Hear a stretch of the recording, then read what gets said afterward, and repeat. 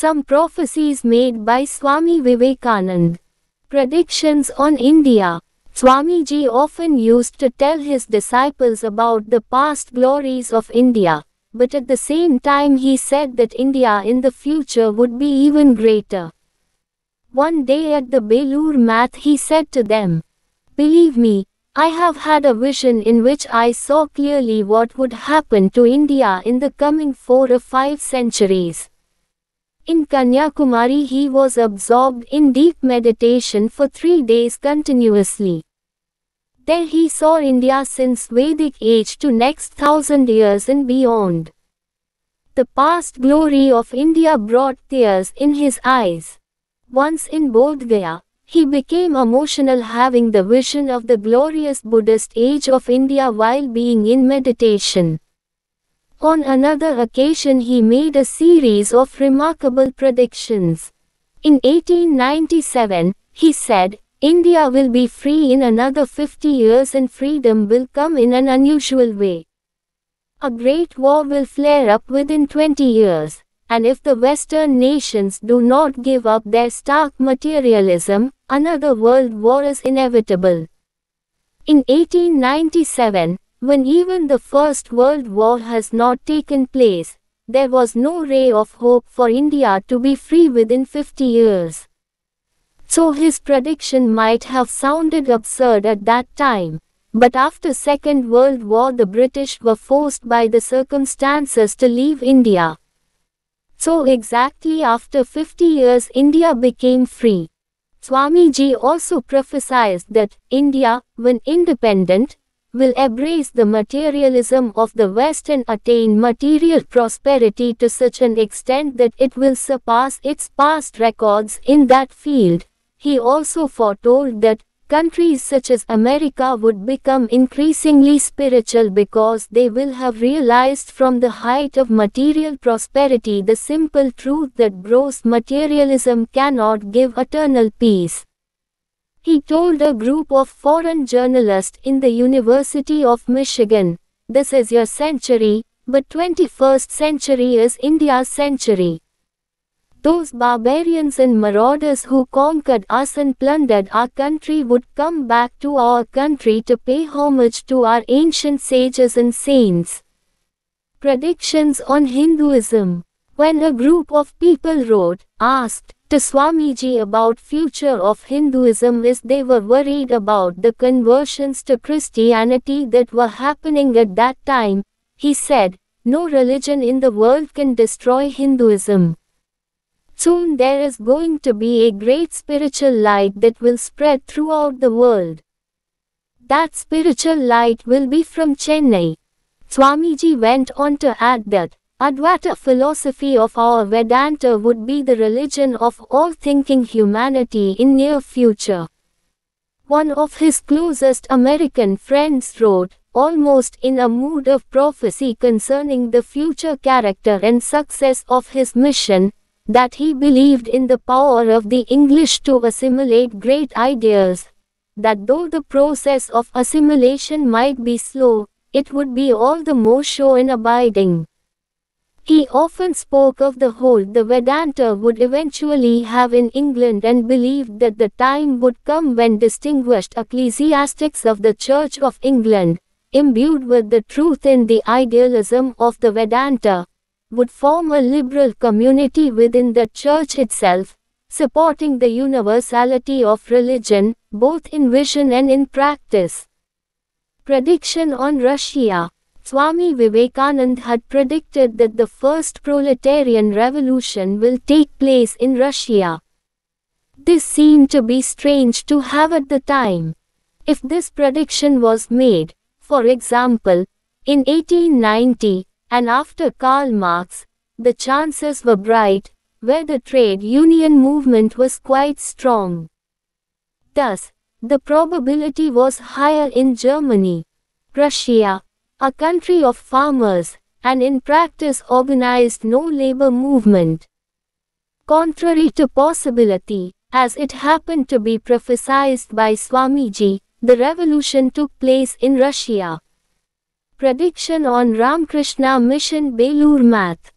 On the 2nd of July 1902, just 2 days before he passed away, he prophesied, standing at the Belur Math grounds, the spiritual impact that has come to Belur, Math, will last 1500 years, and it will be a great university.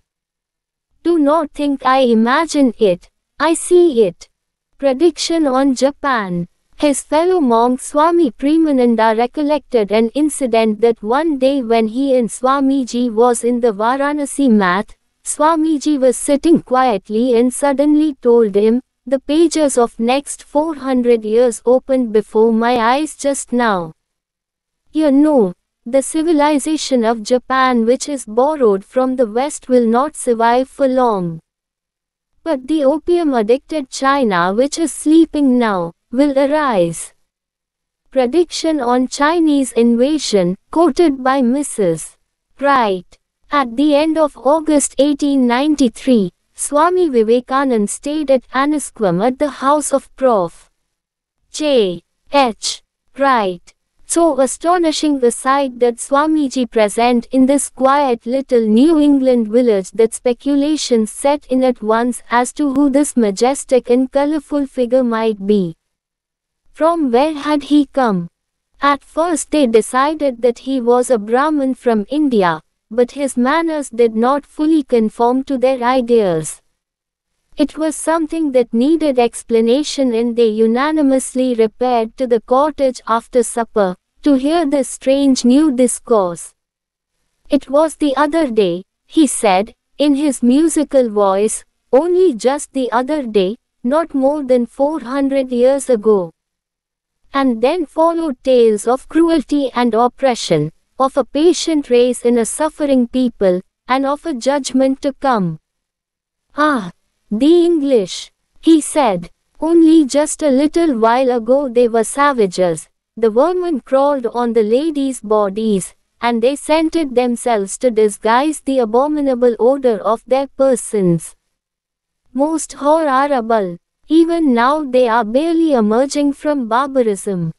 "Nonsense," said one of his scandalized hearers. "That was at least 500 years ago." "And did I not say, a little while ago? What are a few hundred years when you look at the antiquity of the human soul?" Then with a turn of tone, quite reasonable and gentle, "They are quite savage," he said. "The frightful cold, the wanton privation of their northern climate, going on more quickly and warmly, has made them wild. They only think to kill. Where is their religion? They take the name of that Holy One, they claim to love their fellowmen, they civilize, by Christianity, no. It is their hunger that has civilized them, not their God. The love of man is on their lips, in their hearts there is nothing but evil and every violence. I love you, my brother, I love you," and all the while they cut his throat. Their hands are red with blood. Then, going on more slowly, his beautiful voice deepening till it sounded like a bell, "But the judgment of God will fall upon them. Vengeance is mine, I will repay, saith the Lord, and destruction is coming." What are your Christians? Not 1/3 of the world. Look at those Chinese, millions of them. They are the vengeance of God that will light upon you. There will be another invasion of the Huns, adding, with a little chuckle, "They will sweep over Europe, they will not leave one stone standing upon another. Men, women, children, all will go and the dark ages will come again." His voice was indescribably sad and pitiful, then suddenly and flippantly, dropping the seer, "Me, I don't care!" Exclamation mark. The world will rise up better from it, but it is coming. The vengeance of God, it is coming soon. Soon. They all asked. It will not be 1,000 years before it is done. They drew a breath of relief. It did not seem imminent. And God will have vengeance, he went on. You may not see it in religion, you may not see it in politics, but you must see it in history, and as it has been, it will come to pass. If you grind down the people, you will suffer. We in India are suffering the vengeance of God. Look upon these things. They ground down those poor people for their own wealth. They heard not the voice of distress. They ate from gold and silver when the people cried for bread. And the Mohammedans came upon them slaughtering and killing they overran them. India has been conquered again and again for years. And last and worst of all came the Englishmen. And God has had no mercy upon my people because they had no mercy. By their cruelty they degraded the populace, and when they needed them, the common people had no strength to give for their aid. If man cannot believe in the vengeance of God, he certainly cannot deny the vengeance of history. And it will come upon the English. They have their heels on our necks. They have sucked the last drop of our blood for their own pleasures. They have carried away with them millions of our money, while our people have starved by villages and provinces. And now the Chinaman is the vengeance that will fall upon them. If the Chinese rose today and swept the English into the sea, as they well deserve, it would be no more than justice. And then, having said his say, the Swami was silent. A babble of thin-voiced chatter rose about him, to which he listened, apparently unheeding. Occasionally he cast his eye up to the roof and repeated softly, "Shiva! Shiva!" And the little company, shaken and disturbed by the current of powerful feelings and vindictive passion which seemed to be flowing like molten lava beneath the silent surface of the strange being, broke up perturbed.